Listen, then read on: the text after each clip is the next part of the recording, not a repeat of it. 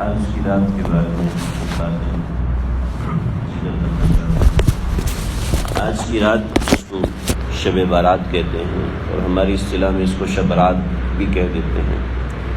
شب برات یہ شب فارسی کا لفظ ہے اور برات عربی کا لفظ ہے، دونوں سے مل کے بنا ہے،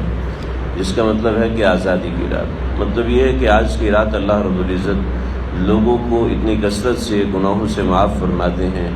علماء کرام نے آج کو آزادی کی رات یعنی شب برات کہنا شروع کر دیا، ورنہ حدیثوں میں اس کا نام ہے نصف من شعبان، النصف من شعبان۔ بہت سی حدیثوں میں بے شمار روایات ہیں جو کہ 10 صحابہ کرام سے مروی ہیں، جن روایات میں اس رات کی بڑی فضیلت آتی ہے، جن فضائل کا خلاصہ یہ ہے، خلاصتاً جن میں ایک بات یہ ہے کہ اللہ رب العزت پہلے آسمان پہ تشریف لے کر آتے ہیں۔ پہلے آسمان کا کیا مطلب ہے؟ یعنی اللہ رب العزت 7ویں آسمان پہ ہوں یا پہلے آسمان پہ، ہمارے لیے تو برابر ہے، کیونکہ اللہ کی ذات تو شہرت سے زیادہ قریب ہے۔ تو پہلے آسمان پہ 7ویں آسمان پہ ہونے کا مطلب کیا ہے؟ مطلب اس کو سمجھیں۔ حضرت مجدد ملت حضرت تھانوی رحمۃ اللہ علیہ نے فرمایا کہ آسمان کا مطلب ہے ہماری چھت۔ چھت کا معنی یہ ہوتا ہے کہ کوئی شخص کہتے ہیں میں تیرے چھت پر ہوں، مطلب یہ میں تیرے گھر پر ہوں۔ مطلب اس کا یہ ہے کہ اللہ رب العزت بندوں کو یہ بتا رہے ہیں کہ جیسے تمہارے گھر میں مہمان آتے ہیں اور تم ان کا اکرام اور انتظار کرتے ہو اور ان کے لیے معاملات کرتے ہو، ویسے ہی جیسے میں تمہارے گھر میں آؤں تو تم مجھ سے کیسے دعا کرو گے، کیسے مناجات کرو گے، اس طریقے سے تم مجھ سے دعا کرو، تم مجھ سے مناجات کرو۔ ہمارے مہمان آتے ہیں، ہم ان کو دروازے پہ لینے جاتے ہیں، لیکن ہمارے والد آئیں گے تو ہم ان کو اسٹیشن پہ لینے جائیں گے، ایئرپورٹ پر لینے جائیں گے، اور اس سے قریبی مہمان آئیں گے تو پھر ہم ظاہر بات استقبال کریں گے، ان کے راستے میں کچھ ویلکم وغیرہ کا نوٹ دیں گے۔ اسی طریقے سے اللہ رب العزت کی ذات ان اللہ لا یطلع، اللہ رب العزت خصوصی رحم و کرم فرماتے ہیں، متوجہ ہوتے ہیں الی السماء الدنیا، آسمان دنیا کی طرف تشریف لاتے ہیں۔ لا ینزل، خاص طور پہ فرمایا کہ نازل ہوتے ہیں، تشریف لاتے ہیں آسمان دنیا پر۔ مطلب یہ ہے کہ اللہ کا قرب خاص، یعنی ویسے ہی قرب اللہ رب العزت کا ہر مسلمان کو ہے، لیکن اس رات میں اللہ رب العزت قرب خاص عطا فرماتے ہیں۔ حضرت عائشہ صدیقہ کی روایت اور حضرت علی رضی اللہ عنہ کی روایت، ان روایات میں خاص طور پر ذکر کیا گیا ہے کہ اس رات کے اندر اللہ رب العزت اعلانات فرماتے ہیں اور خاص طور پہ بخشش کا اعلان فرماتے ہیں کہ اس رات میں سب کو بخش دیتا ہوں، بس چند لوگ ہیں جن کو معاف نہیں کرتا، مشرک کو معاف نہیں کرتا، قاتل کو معاف نہیں فرماتے، اسی طریقے سے کینہ رکھنے والے کو معاف نہیں فرماتے۔ کینے کا مطلب یہ ہے کہ جس کے شخص کے دل میں انتقام کی آگ جل رہی ہو کہ میں نے اس کو نقصان پہنچانا ہی پہنچانا ہے جیسے ہی موقع ملے گا۔ اب موقع ملے یا نہ ملے، انسان نقصان پہنچانے کے لیے پر تولتا رہے، اس کو کینہ کہتے ہیں۔ ہمارے عام طور پر سیاسی پارٹیوں کے اندر جو لوگ ہوتے ہیں ان میں یہ چیز کثرت سے ہوتی ہے کہ جس شخص کے ذہن میں نسل پرستی ہوتی ہے یا جو شخص لوگوں کو حقیر سمجھتا ہے اس کے دل میں کینہ ہوتا ہے۔ کینہ عام طور پہ سمجھ میں نہیں آتا۔ کینے کا لفظ تمام حدیثوں میں لکھا ہوا ہے، بعض روایات میں لکھا ہے کہ قاتل کو معاف نہیں کرتے، مشرک کا لفظ نہیں ہے، لیکن کینے کا لفظ ہر روایت میں ہے، ہر روایت میں کینے کا لفظ ہے۔ میں نے آج تقریباً اس کی تخریج کی تو 700 کے قریب روایت مجھے ملی کہ جس میں تقریباً تمام جگہ کینے کا لفظ کہ کینے والے کو اللہ معاف نہیں کرتے۔ کینے کا معنی دل کے اندر نفرت کا ایسا جذبہ پیدا رہے کہ میں اس کے لیے کوئی نہ کوئی موقع ضرور تلاش کروں گا کہ اس کو نقصان پہنچاؤں۔ چنانچہ کوئی رابطہ کرے گا، کوئی بات کرے گا تو نہیں یہ بہت خراب آدمی ہے، اس طرح نقصان پہنچانے کی کوشش کرنے والے، کینہ رکھنے والے کی اس رات میں بخشش نہیں ہوتی۔ تو الحمدللہ ہمارے اندر شرک نہیں ہے، اللہ کا شکر ہے، اور اللہ ہمیں آگے بھی شرک سے بچائے، لیکن کینہ دل میں ایسا آ جاتا ہے کہ جس کی وجہ سے ایسا نقصان ہے کہ آدمی اس رات اللہ کی خصوصی نوازشوں سے، خصوصی عنایتوں سے محروم رہتا ہے۔ اس رات کی ابتدا مغرب کے بعد سے ہوتی ہے۔ کوئی شخص ایسا ہے کہ رات دیر تک جاگ نہیں سکتا، مغرب کے بعد سے لے کے عشاء تک عبادت کرے، عشاء کے بعد آدھا پونا گھنٹہ عبادت کرے، یہ رات خاص، اس رات کی عبادت جو خاص عبادت ہے اس رات کی وہ ہے دعا۔ بندہ اللہ رب العزت سے دعا کرے۔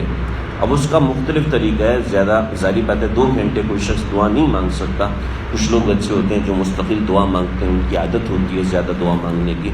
تو زیادہ دعا نہیں مانگ سکتا، تو اس کے لیے یہ ہے کہ مختلف اعمال کرے، مثلا نفل پڑھے، پھر نفل پڑھنے کے بعد پھر دعا کرے، اسی طریقے سے پھر نفل سے تھک گیا، دعا سے تھک گیا، پھر تلاوت کرے، تلاوت کرنے کے بعد پھر دعا کرے، تلاوت کیا، اس کے بعد دعا کیا، پھر تھک گیا تو اس کے بعد کچھ کھا پی لیا، کچھ کھانے کے لیے منگا لیا، اس کے بعد کھا پی کے پھر دوبارہ فریش ہو گئے، تازہ دم ہو گئے۔ جتنا آسانی سے جاگ سکتا ہے اتنا آسانی سے جاگے، لیکن رات کا جو بہترین حصہ ہے وہ آخری حصہ ہوتا ہے، جو بہترین حصہ ہوتا ہے۔ لیکن اگر بہترین حصہ نہیں لے سکتا کوئی بات نہیں، رات کا ابتدائی حصہ لے لے، لیکن کچھ نہ کچھ اس رات میں عبادت کرے۔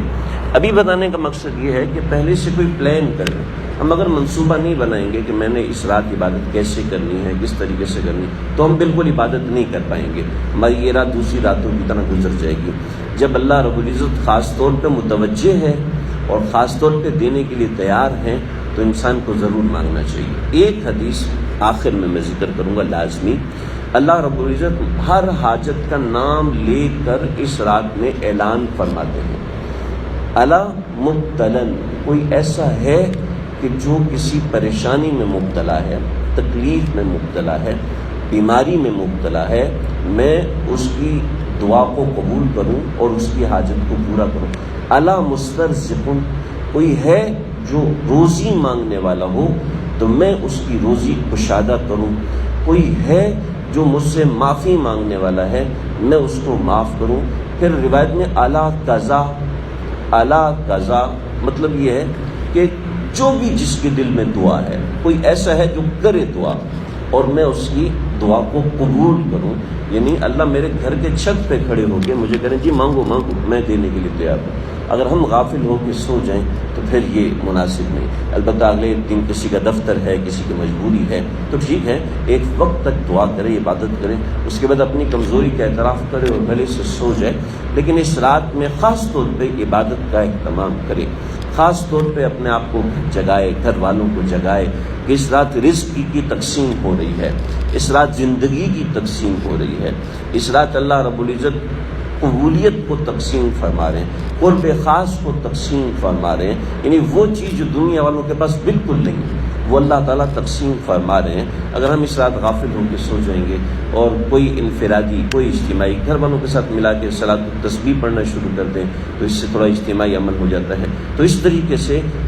ہو جائے تو اس رات کا حق ادا ہوگا۔ یعنی ایسا نہ ہو کہ رات گزرنے کے بعد صبح ہمیں افسوس ہو گئی، شب برات بھی میں نے گزار دی، کاش تھوڑی عبادت کر لیتا۔ تو اپنے آپ کو افسوس سے بچانے کے لیے کم از کم انسان چند گھنٹے نکال لے کہ میں نے دعا کرنی ہے، میں نے عبادت کرنی ہے، میں نے کچھ صدقہ کرنا ہے۔ اس رات میں کچھ لوگ ایسے ہوتے ہیں جو کہتے ہیں جی اس رات میٹھا بنانا بہت ضروری ہے، تو یہ بالکل غلط ہے۔ کوئی میٹھا بنانا ضروری نہیں ہے، کوئی میٹھا بنا کے تقسیم کرنا ضروری نہیں۔ ہاں بنا لیا تب کیونکہ رات کو جاگنا ہے تو اس لیے تھوڑی انٹرٹینمنٹ ہو جائے گی تو چلو ٹھیک ہے، اس میں کوئی حرج نہیں، لیکن اس رات کے ساتھ ماشاءاللہ اس سال ہم دیکھ رہے ہیں کہ بڑی تبدیلی ہے کہ کوئی پٹاخے بجانے وغیرہ کا اہتمام نہیں ہے، ورنہ لوگ بہت آتش بازی کرتے ہیں اس رات میں، یہ ایک بہت بڑا گناہ ہے۔ ہندوؤں کی دیوالی کی نقل ہوتی ہے، الحمدللہ یہ ہمارے ملک میں اس سال بہت کم ہے۔ البتہ دوسری چیزیں ہیں جیسے میٹھا بنانا ضروری سمجھتے ہیں، تقسیم کرنا ضروری سمجھتے ہیں، وہ اگر کوئی کرتا ہے ٹھیک ہے اپنی جگہ کرے، لیکن کم از کم عبادت اس رات میں، دعائیں اس رات میں لازمی کرے اور کوشش کر کے دن کا روزہ یعنی 15 شعبان کا روزہ رکھے کہ حضرت علی رضی اللہ عنہ نے فرمایا کہ آقا صلی اللہ علیہ وسلم نے فرمایا کہ جب تمہارے پاس لیلۃ نصف من شعبان آ جائے تو قوموا لیلہا، رات میں قیام کرو، وصوموا یومہا، اور بعض روایت میں صوموا نہارہا، تو اس کے دن کا روزہ رکھا کرو، تو کوشش کر کے اس کے دن کا روزہ بھی رکھنا چاہیے۔ تو یہ کچھ آج کی رات کی عبادت کے بارے میں کچھ چیزیں ہیں۔ البتہ آج سے پہلے تقریباً روایتوں میں آتا ہے کہ 33 سے زیادہ صحابہ کرام سے یہ مروی ہے کہ وہ اس رات میں کچھ عبادت کیا کرتے تھے، لیکن یہ عبادت ضعیف حدیثوں سے ثابت ہے، لیکن بہرحال عبادت کیا کرتے تھے جس کے بڑے فضائل ہیں کہ اللہ رب العزت 100 فرشتوں سے نوازتے ہیں، 30 فرشتے دنیا میں مدد کرتے ہیں، 30 فرشتے موت کے وقت مدد کرتے ہیں، 30 کے فرشتے آخرت میں مدد کرتے ہیں، اور 10 فرشتے انسان کے دائیں بائیں ہر وقت رہتے ہیں جو انسان کو تکلیفوں سے بچاتے ہیں۔ وہ اس طریقے سے عبادت کرے کہ اس رات 100 رکعت نماز پڑھے اور ہر رکعت میں 10 مرتبہ سورہ اخلاص پڑھے، جس کو صلاۃ الفیہ کہتے ہیں۔ لیکن یہ بہرحال ضعیف حدیثوں سے ثابت ہے، لیکن بہرحال روایت اپنی جگہ موجود ہے۔ کوئی کرنا چاہے، صاحب مظاہر حق نے لکھا ہے کہ کوئی عبادت کو کرنا چاہے تو بہت اچھی عبادت ہے، امید ہے اللہ رب العزت اس کو فضائل عطا فرمائیں گے کہ ہر رکعت میں 10 مرتبہ سورہ اخلاص، اس طریقے سے 100 رکعت نماز پڑھ لیں۔ تو یہ کچھ اس رات کی عبادت، ورنہ اس رات میں کوئی مخصوص عبادت نہیں ہے، کوئی کہ اتنے نفل پڑھو یا اتنی رکعت پڑھو یا یہ کرو وہ کرو، ایسی کوئی عبادت صحیح حدیثوں سے ثابت نہیں۔ یہ جو ثابت ہے، بیت المقدس کے اندر تقریباً 400 برس تک یہ عبادت ہوتی رہی، لوگ کرتے رہے، لیکن یہ سب ضعیف روایات سے ثابت ہیں، کوئی صحیح روایات سے کوئی خاص عبادت ثابت نہیں ہے۔ لیکن متفرق نفلی عبادت جو ہے وہ اس رات ضرور کرنی چاہیے، دن کا روزہ رکھنا چاہیے۔ اللہ سمجھنے کے عمل کرنے کی توفیق۔